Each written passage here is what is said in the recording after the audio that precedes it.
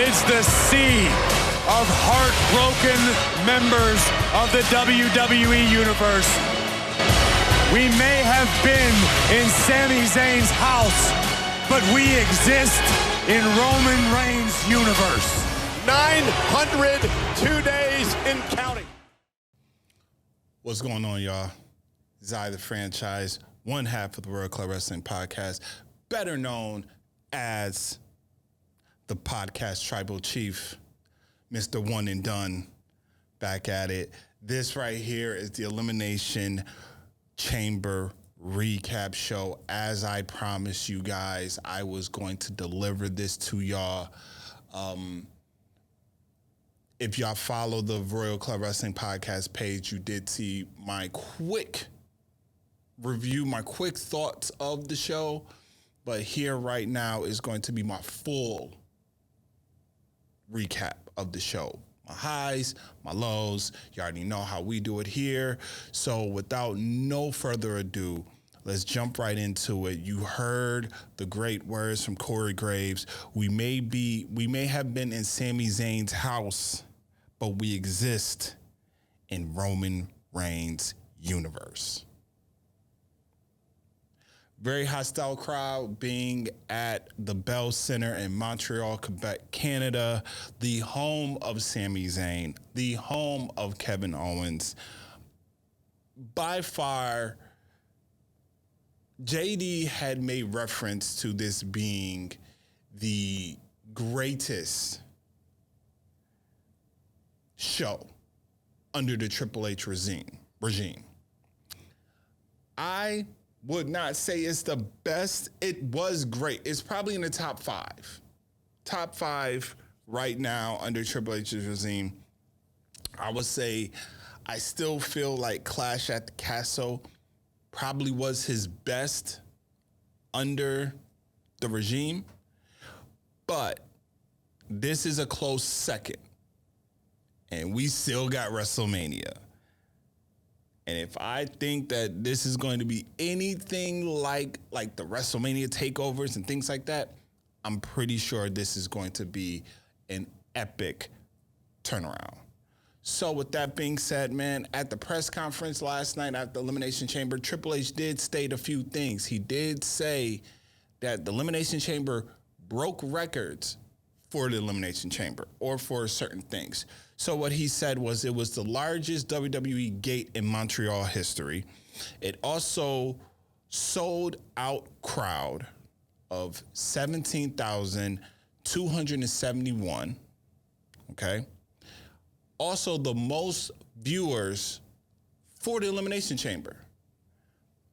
Hands down, anybody that has any question behind Triple H and his regime, just look at what he's doing. Look at the numbers that he has generated since taking over as head of content or head of creative. Okay? Ever since he's been there, record numbers just out the world. Every show that he's done, every premium live event has broke a record for that show. So congratulations to Triple H, Paul Levesque, man, and what he's doing as far as his role as head of creative. Goes off the show, I believe me and Ace did talk about this. We were talking about top cities, top wrestling cities. You know, Chicago, Philly, New York, Boston. Montreal is up there. Montreal is definitely up there with being a wrestling town, a wrestling city. Big ups to Ariel Helwani. If you did not catch his Ode to Montreal, go check that out. It is very powerful. Definitely worth it. Gives a history of the great talent that has come from Montreal, and then just bringing up the whole, incorporating Sami Zayn and Kevin Owens into the equation. So definitely was a big thing and definitely made me open my eyes to realize, you know what? This might be true. Montreal might be the top 5 cities. You know, I'm gonna have to go back and do my research and kind of just watch shows in different cities. But Montreal is definitely up there. It is definitely up there when it comes to wrestling cities. So, with all that being said, man, you know how we do our recaps here. This time I'm gonna do a little bit different because this show from top to bottom was solid. And normally we do our least favorite to our favorite matches. I'm just gonna go in the order in which the matches played out on the card. So first off, we had the women's Elimination Chamber match. We had Asuka, Carmella, Nikki Cross, Natty, Liv, and Raquel Gonzalez in the Elimination Chamber. The winner goes off to face Bianca Belair at WrestleMania for the Raw Women's title. Great opening match. Great way to start off the show. You know, you definitely did do something with this show, with having them open up. I was very surprised that Carmella was the last survivor with Asuka. You know, really would have thought it would have been Raquel. I know a lot of people are very big on Liv and want to see Liv actually have another title run. But she puts up a good fight. I will say that. Liv puts up a good fight. The spot that she did from the top of the chamber, or the top of the top of the chamber, doing the sunset flip into a power bomb on Raquel was epic. Like, I may not be the biggest Liv Morgan fan right now because obviously I feel like they're trying to like force her into us, but she really shows out. You know, this is another, and I don't want to say like, I don't want to make it like when Triple H is in charge, look what Triple H is doing compared to what Vince did with these superstars. But these are all people that have been underneath Triple H's watch in NXT. So he knows how to get the best out of them. And you've seen that here in the Elimination Chamber. But congratulations to the winner of it, which is Asuka. She will be going on to face Bianca Belair at WrestleMania for the Raw Women's title. My immediate first thought of this match is I'm trying to think of, since we have basically said that Bianca Belair is the female John Cena, she's definitely giving the Cena push, shall we say. I'm trying to think of, could this be like Bianca's Bray Wyatt to a degree? In the sense of, we see how Asuka has changed. She's went back to her Japan Asuka gimmick. I forgot the name that they said for her in the next New Japan, but she's definitely that more serious, but yet kind of like twisted in the head. Obviously, we see the paint that she has on her face gives very not demonic, but gives very psycho look, feel. And now we get to see her and Bianca actually go at it. Do I think that early predictions, do I think that Bianca's going to lose? Oh, man. Honestly, I don't. I do not see Bianca Belair losing that title. And I think this may be the match that gets fans to go against Bianca. And then Bianca officially gets that Cena rub, that Cena push. Next up, we have, if I had to pick one of my least favorite matches, It's this one. Bobby Lashley, Brock Lesnar. Definitely was not what I expected, but it makes sense why they did it like this. Because obviously you have to have another match. You have to have these two fight one more time. And you have to have it at Mania. Now the only catch, like I said on the Instagram story, where the hell does Bray Wyatt, like the whole Bray Wyatt situation, they didn't mention it at the Chamber.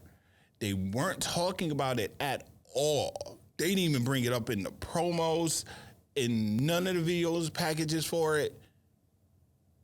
They really didn't talk about it during the show. I think they might have talked about it during the pre-show, but nothing other than that. You didn't even see a Bray Wyatt appearance. So is this something we're getting at Mania? Since Mania is 6 weeks away, are we just going to get like a TV show match between Bray Wyatt and Bobby Lashley now, seeing those if Bobby lost by disqualification, and then we're just going to get Brock and Bobby again, and this time you have to have it as a no disqualification or a UFC style fight like I've said in the past that they need to do? Like, are we getting that or are we not going to get that? That's the kind of the question that is needed to be answered. We have 6 weeks to WrestleMania, so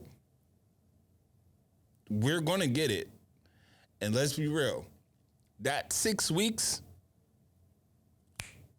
just like that, I promise you, by the time we blink, we're right at SoFi Stadium. I guarantee you, we're going to be right in SoFi Stadium.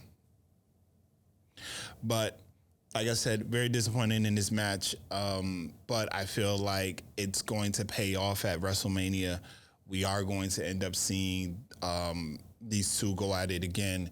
And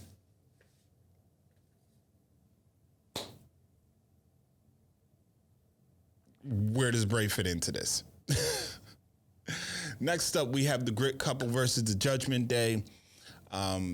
Edge and Beth Phoenix, husband and wife Hall of Famers, going up against Rhea Ripley and Finn Balor. Definitely was a good match. I wasn't expecting to see the Grit Couple win. You know, I was thinking, and this is maybe just because it's just the wrestler fan in me, that I was thinking that Rhea pull a double. But I can see why they probably wouldn't do that, because they want Rhea to focus solely on Charlotte. Like, solely focus on Charlotte, solely focus on that match between her and Rhea and Charlotte at Mania for the SmackDown Women's title, which then will be very interesting. If Rhea does win, what does this mean for her in Judgment Day? Because she's going to go to SmackDown. However, there is a draft that's coming up after WrestleMania. So we don't know what's going to happen. Really don't. We don't know if Bianca gets drafted to SmackDown, Rhea then gets drafted to Raw. Do they do the title swap that they've done in the past? We don't know. We have no idea. We just have to wait and see. But, I did not mention this spot in the Elimination Chamber, the Women's Elimination Chamber, but we did see another spot like this similar in the mixed tag team match. Natty and Asuka performed a double submission on Liv Morgan. Definitely was a Liv passed out, okay? That's how she got eliminated. She passed out. But in this one, we see Edge put on the Executioner, and Beth Phoenix did the same to Rhea Ripley. And Finn looked like he was about to tap. Rhea grabbed his hand and was like, "Don't you tap. Don't you tap." That was a good spot right there to see Beth and Edge eventually did win. Dominic played a role in it. I want to see Santos Escobar face Dominic Mysterio. I know a lot of people are thinking that it's going to be Rey versus Dom at WrestleMania. I even predicted that. But after seeing the interaction, the digital exclusive interaction between Santos and Rey, I feel like, as I said in the Instagram story, I feel that I feel like Rey's going to continue to refuse to face Dom. Like, he's just like, I'm not going to face my son. I refuse to face my son. Santos comes in and says, I will take on your son because your son is disrespectful. He's disrespecting you, your legacy, your name. I will fight on behalf of you. And then you have Santos's group and you have the Judgment Day. If you don't do anything with Edge and Finn at WrestleMania, I could see them doing something with Del Montazo. I believe that's how you say their name. I keep butchering that name. I'm sorry. In Judgment Day. But I said the one big factor would be Zelina and Rhea. And I don't want to see Zelina and Rhea, because Zelina going to get her boot smoked. I love you, but you're going to get your boot smoked. But I do think that we're going to get Edge versus Finn Balor at WrestleMania. I was hoping that we would get the mixed match in Hell in a Cell, but obviously that's not going to happen. I feel though as if we're going to probably see Demon Finn versus Brood Edge. I would love to see that matchup. I know Finn has been on record saying that he didn't want to really bring back the Demon, but you might have to. The Judgment Day, that gimmick fits bringing back the Demon. And it's at WrestleMania. Why not do it that way? Seriously. Next up, we have the men's Elimination Chamber match for the United States title. We have the United States champion, Austin Theory, defending it against Johnny Gargano, against Bronson Reed, against Montez Ford, Johnny Gargano, and Seth freaking Rollins. Everyone showed out on this match. Oh, and Damian Priest. I said Johnny Gargano's name twice. I'm sorry. And Damian Priest. Everyone showed out. Hands down. Everybody showed out. And Montez, really, in my opinion, really did. Between him and Gargano, those two really showed out, and did their damn thing on this card. Like, if you were not convinced that Montez Ford is a star, this match showed it. I mean, he was about to pay homage to the man who inspired him to get into the business, The Rock. He was about to perform the People's Elbow before Bronson Reed came in and squashed him. 2 spots by Johnny Gargano, which was phenomenal. We had the first spot where Gargano was on Bronson Reed's shoulders, and Seth Rollins jumped off the ropes and hit him, and it led to Gargano to do a Frankenstein from his shoulders, and Bronson Reed landed on his head. Oh my God. Like, that spot right there was like, I seen that and was like, oh, damn. Like, that was my reaction to it. And then the spot on top of the chamber was him and Seth Rollins. That spot, Gargano is made for these matches, okay? I would love to see him in Money in the Bank. I would love to see him in another Elimination Chamber, War Games, you name it. any high risk, high reward matches, put Johnny Gargano in there and watch him show out. Watch him show out. Period. It did come down to Seth Rollins and Austin Theory, and we had the appearance Logan Paul. But I did not like how Logan Paul showed up, because it wasn't though as if Seth could not see Logan Paul, because he was at the ropes looking directly at Theory, but he can look directly to the chamber, to the inside of the chamber. So he's seeing Logan Paul walking up. Like, that kind of just confused me for a moment. It slightly did. I can understand if his back was to the chamber door and he didn't see when Logan Paul came into the chamber, and if Logan Paul like threw him over the ropes and then started attacking him. I can understand that. But to see him actually enter the chamber and Seth doesn't do anything to like stop it, and I don't want to hear nobody be like, oh, he didn't see it. He did. He did. But obviously this is going to lead up to Logan Paul, Seth Rollins at WrestleMania. We heard Logan Paul say, I heard you talking your stuff. I even think he called him a lot of vulgarity and this Premium Live. We've been seeing a lot of that, but it's only on Premium Live events. It's only at Premium Live.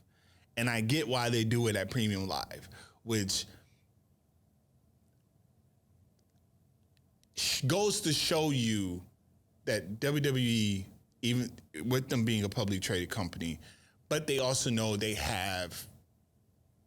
know their crowd, and they know when to really go extreme with the language that's at the Premium Live events. So definitely looking forward to see what happens with Austin Theory. If you did watch the press conference, he was kind of teasing, in my opinion, he was teasing what you can expect at WrestleMania. Thanks. Oh, hey, Austin. I talked to you before, and you got kicked in the face by Johnny Gargano, but we're talking about something else. WrestleMania is on the horizon. Who do you want to defend your U.S. Championship against? Is it John Cena? I'm sure you wish it would be you, right? I always wish you'd fight me, but I don't have a contract here. Because then maybe you'd be a relevant person, right? That hurts. But John Cena, why does everybody talk about John Cena? Why? Why don't they talk about me? Because now they're going to talk about me. Because tonight I showcase my immortality inside that chamber. All I'm going to say is, you can't see me.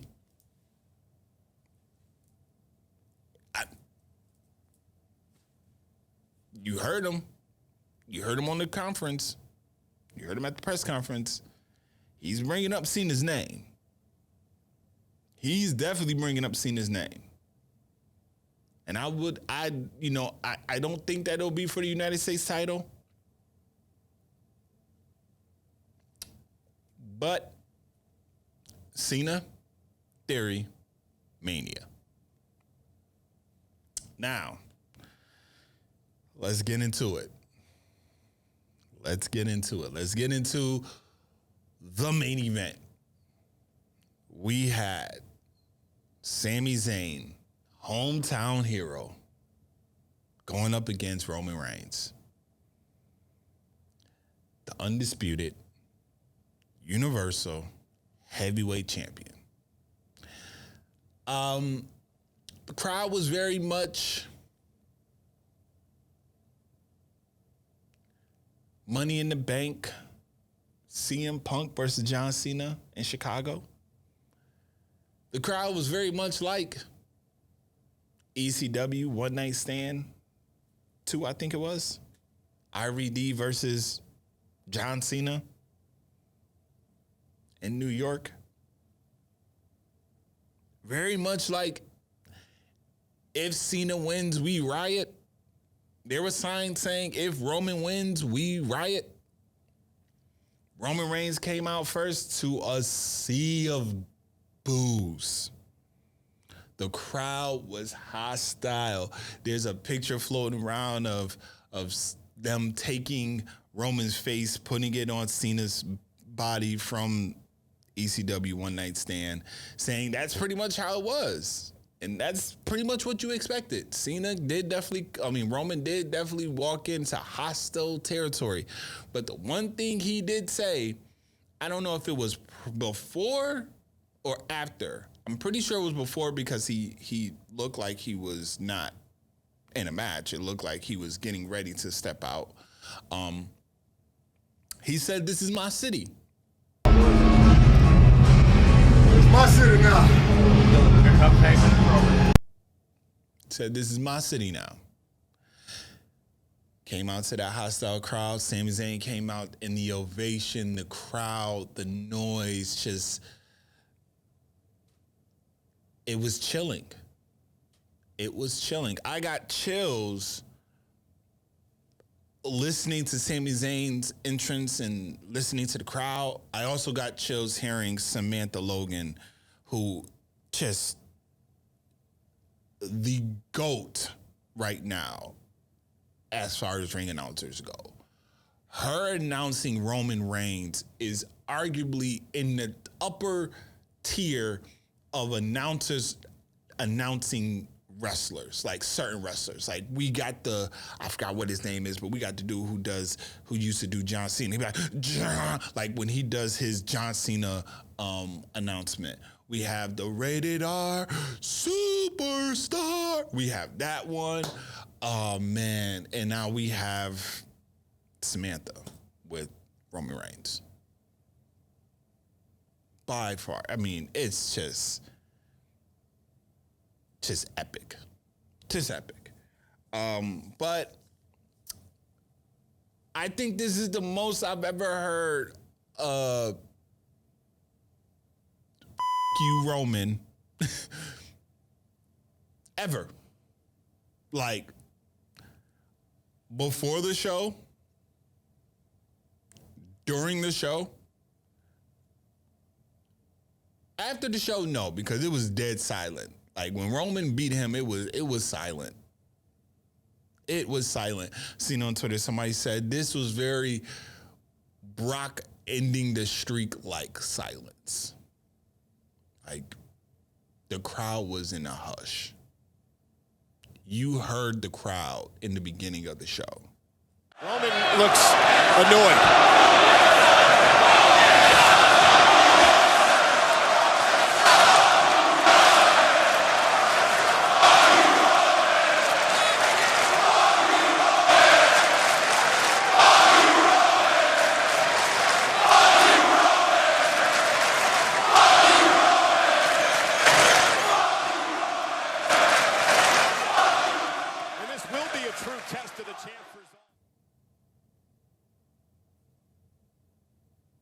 And you heard it just now.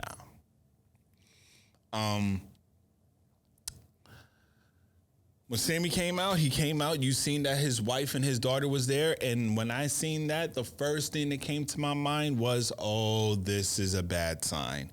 Because if you know anything about Roman Reigns, Roman is going to, not physically, but he's going to verbally attack his wife. This was never meant to be like this. I want you to understand. I didn't do this. This is his fault. It's his fault. You understand me? It's his fault. It's your fault. It's your fault. Get up, Sami! Get up! Get up! We just wanted us to all be together. Get up, Sami! I wanted this. I wanted this. But Which then made me think, if he did like verbally go after her, is this going to prompt Sami to get disqualified? Which then would have been, that would have been worse than the outcome of the match. If Sami would have got disqualified. But about 5 minutes opening the match.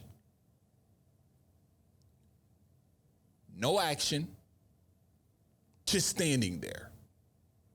Roman kind of looking like he's getting annoyed, looking like Corey Graves and Michael Cole. More Michael Cole saying like, we haven't seen this side of Roman before. Roman looks shaken. He looks puzzled. He looks like, he looks bothered. But then you see Roman. Roman kind of, smirks it off like, it's cute. This is cute. But definitely put on the show. I mean, these two definitely did. Sami Zayn did that Superman punch clean, caught him flush on the chin. Going for the haluva kick. I mean, the minute he did that, that crowd went ballistic, went crazy. A lot of false finishes, a lot of 2 counts, a lot of kickouts. I mean, it kept you on the edge of your seat. That's what we wanted. I remember we were talking about the Logan Paul and and Roman Reigns and how we were on the edge of our seats thinking like, yo, he really could do this. You really thought Sami Zayn really had an opportunity, really had a chance of walking out with that belt right there, and with the heavyweight title as well, which I do have. It's just there's not another table that I can put belt. It would be right there, but I don't have a table to put that belt. And this one is more. I mean, look at it. Look at it. That is a thing of beauty right there. But Jimmy Uso comes out after the ref is knocked out. Jimmy comes out. Jimmy attacks Sami. Sami ends up hitting him, taking him out. Another ref gets knocked out. And then Jay shows up. And I just want to say something. Jay has this face, okay?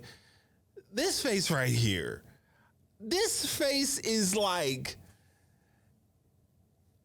I don't know how to describe that face. He made that face at he made that face at the Rumble.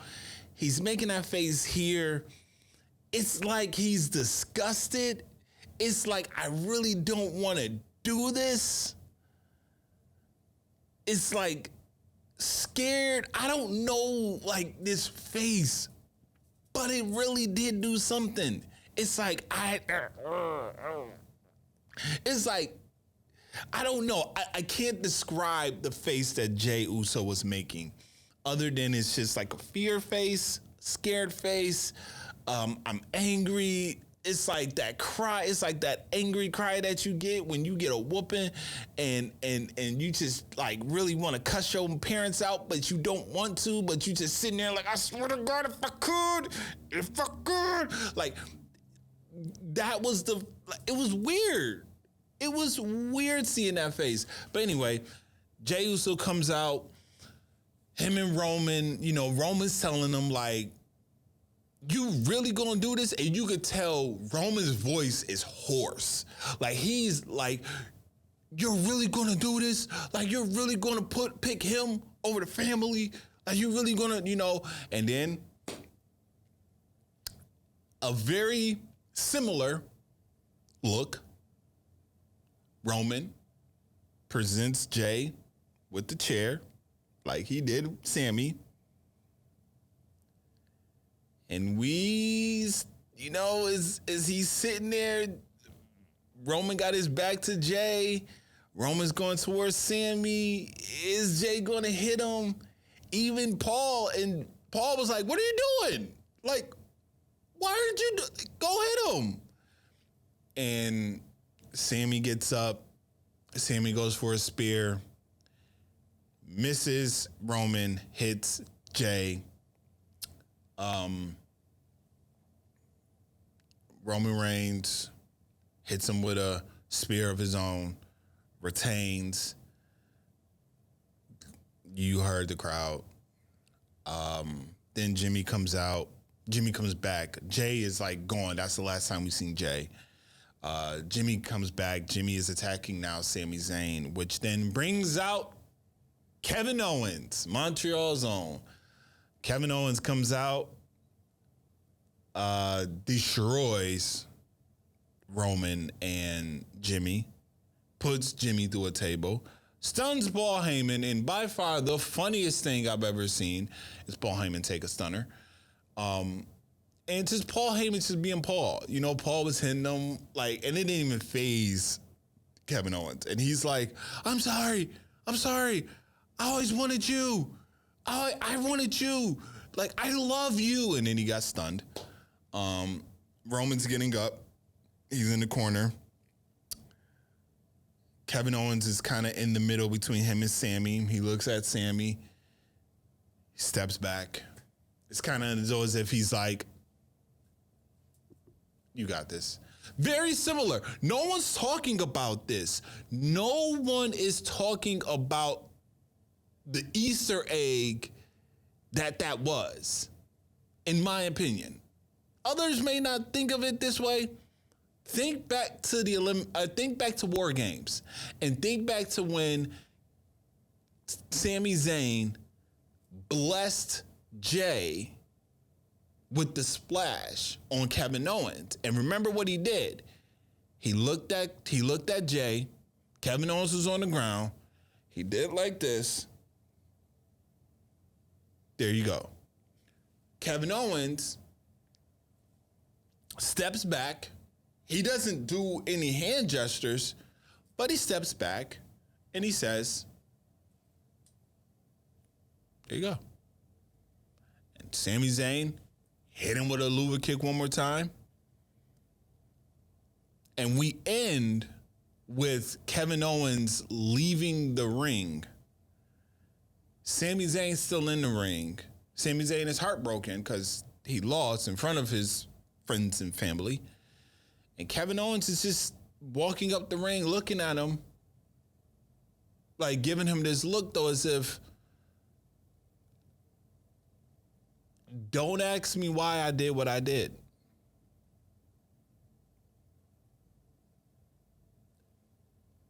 And now it leaves you wondering what's going to happen, because we did not see Jey Uso turn on Sami Zayn, which a lot of people wanted to see. A lot of people, even I predicted that Sami Zayn was going to get turned on. The Usos and Solo was going to mafia style beat down Sami Zayn, which would have brought out Kevin Owens, which would have brought that big pop of Kevin Owens and Sami Zayn coming together, reuniting. But now it's like we're taking a detour, because now we're starting to we still have questions about where does Jey Uso lie in the bloodline. Is he still for the bloodline or is he not? I know the Ace is really big on Jey Uso and Roman Reigns, that being the end goal, right?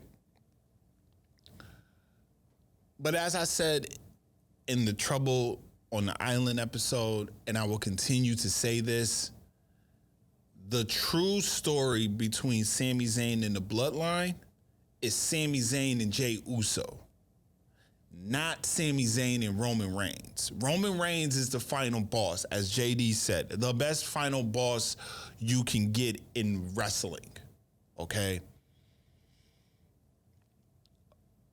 But we all know that, like, some of the storylines heading into fighting the final boss is more important. Those storylines are more important than getting to the final boss, because you may not even really have anything with that final boss. He's just there because that's the boss. Like, he has to insert himself in because he's like, all right, y'all not doing what y'all supposed to do. I done let him into the family, and he's done the family over. Now I gotta come in and clean up the mess that y'all made. And that's how I think Roman's gonna take this approach. Like, y'all brought him in. I had to clean it up. Look at what he's done. He's ruined the family. And now Jay is stuck in a position, and that's where I'm kind of leaning, trying to figure out where do we go from here with Jay Uso? Are we still going to get Jay Uso kind of like on the fence with Sami? I don't want them to do the whole, well, he speared him. Now that gives Jay all the right to go after Sami. No, I don't want to do that. I don't want to do that. I want to have it to where something happens that causes Jay to officially go off, unless it's one big swerve and Jay Uso just played along, and that's how you get the turn. Is I was never really a part, or I never believed you. I've always stood my position, but I did that to see what would happen. I played along. And then we get Kevin Owens, Sami Zayn versus the Usos for the tag team titles. Now, is it going to be the Undisputed Tag Team titles? Is it going to be the SmackDown Tag Team titles? Is it going to be the Raw Tag Team titles? We have no clue, because they ununified the belts, but yet they're still the Undisputed champions. With that being said, let's jump into this. I've talked about it before, but I'm going to bring it up again. Everybody's thinking about a triple threat match. It's not happening. It is not happening. I said it yesterday. I'm going to say it again, and I'm going to continue to say it until WrestleMania night, and we are officially confirmed that it is Roman Reigns versus Cody Rhodes with no Sami Zayn. None. I get it. Everybody wants to see Sami Zayn get his big moment. He had his moment at the Elimination Chamber. He even described it as his WrestleMania. So if he's talking about it being his WrestleMania, let's leave it alone. He had his moment. Let's move on from there. Let's focus on Cody. Let's focus on Roman. Kevin Owens, Sami Zayn versus the Usos. Leave that. Let that be. Okay? So we are officially, that was the last stop. Elimination Chamber was the last stop. 6 weeks away to the showcase of the Immortals, WrestleMania. 3 matches are already confirmed now that this is over. We have Bianca Belair defending the Raw Women's title against Asuka. We have Charlotte Flair defending the SmackDown Women's title against the winner of the Royal Rumble, Rhea Ripley. And we have the main event. Will Cody Rhodes be able to finish his story and dethrone the greatest champion in modern history? In the tribal chief, the head of the table, God mode himself, the man who has held this title for over 900 days, people. Roman Reigns. Now, someone brought up a very valid point and thinks that Roman Reigns is not going to lose his title. And I agree. I agree with this sentiment, because I believe, going into WrestleMania, I believe he is probably going to be 20, maybe 50 days away from the 1,000-day reign. Why would you take away that historic reign, that historic label right there, 1,000? Why would you why would you let this man not eclipse 1,000? Why not? Let's say screw it all. Let this man hit 1,000. We've never seen it done. Never. Not in my history of watching wrestling since 5.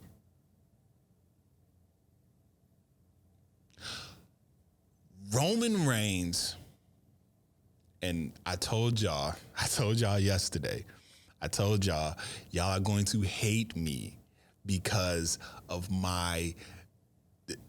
what I'm about to do when it comes to Roman Reigns. How I'm just going to, like, this man is literally head and shoulders above the rest. The best final boss in wrestling ever. Okay? If you do not appreciate what we are seeing with Roman Reigns, I don't know what's wrong. How can you not appreciate this? How can you not appreciate the greatness that is there? The greatness that is in front of us. Seriously. Like I said, if Roman loses his title, if Roman is gone away for some time, we will then see how the ratings go. If they take a slight decline, I'm going to be here on this camera looking at y'all, telling y'all I was right. The needle mover is gone, and now the needle is not moving. It's not moving. The head of the table took the table and left. The tribal chief is gone. And what are we left with? Huh? What are we left with? Can't wait. But in other news, non-related to WWE, New Japan on Saturday also had their Battle at the Valley. And I need to send congratulations to the new IWGP Women's Champion, Mercedes Moné, better known or formerly known as The Boss, Sasha Banks. She beat Kairi Sane yesterday. I seen some of the clips. I seen some of the highlights. It seemed like it was a dope match. Seemed like it was a very good, solid match. Sasha Banks definitely has not missed a step. But I do also want to point out that her best friend, arguably her best friend, the role model, was there. Bayley was in attendance. You see the photos right here that she was there. She was in support of her best friend, and she was in support of Mercedes. Listen, I don't know what the future holds for her. I really wish that she did not leave the WWE. Arguably, she was one of, if not the best women's wrestler in the WWE. I know the Ace will put up a fight and say Bayley is. I would say Bayley is 1B to Sasha's 1A. Or Mercedes 1A. I would even go as far as saying there's a C for Charlotte being there as well. But I really wish that she will come back. I do believe maybe the door is still open for her to come back. I think maybe Triple H is like, you know what, I'm going to let you spread your wings, do what you want to do, go out here and venture and conquer the world, but you can always come back home. So I'm looking forward to seeing what else is in store for Miss Moné, Mercedes Moné, in the world of wrestling. But with all that being said, man, this is, like I said, this is the last stop to the road to WrestleMania. We have WrestleMania coming up 6 weeks away. Looking forward to that. Looking forward to seeing what's going to happen, what other matches we have. It's 2 nights, so you already know they have to go all out. They have to go all out. I do believe that we're going to get a tag team match between Ronda Rousey and Shayna Baszler against Kairi Sane, against Io Sky and Dakota Kai for the women's tag team match at Mania. I do feel like that's going to happen. Looking forward to see what else they're going to do, man. Really looking forward to it. So if you happen to like this video, this recap, this review, my thoughts and everything about the Elimination Chamber, make sure you hit that like button.